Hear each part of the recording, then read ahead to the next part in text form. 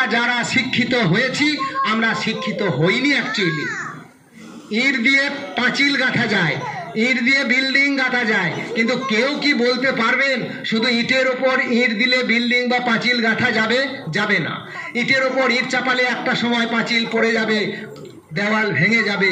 তাই ইটগুলোকে শক্ত করে ধরে রাখার জন্য সিমেন্ট বালি মশলা লাগে। সিমেন্ট বালি মশলা দিয়ে ইটের ওপর ইট সাজিয়ে বাড়ি বা পাঁচিল তৈরি হয়।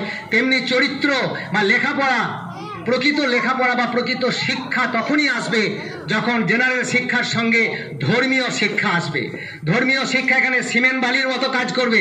জেনারেল শিক্ষাতে বিজ্ঞানী হোক, ডাক্তার হোক, ইঞ্জিনিয়ার হোক, মাস্টার হোক, প্রফেসর হোক, বিচারক হোক, জাজ হোক, ব্যারিস্টার হোক, যে যাই কিছু হোক না কেন, আলুর ব্যবসাদার হোক, মাছের ব্যবসাদার হোক, ভটভটিওয়ালা হোক, ভ্যানওয়ালা হোক, টোটোওয়ালা হোক, রাজমিস্ত্রি হোক, কিন্তু দরকার হচ্ছে ভালো মানুষ হওয়া। There is no future in any job, but the future is in the man who holds the job. কোনো কাজে ভবিষ্যৎ নেই, ভবিষ্যৎ আছে মানুষটির মধ্যে যে কাজ করে। আমাদেরকে ভালো মানুষ বানাতে হবে।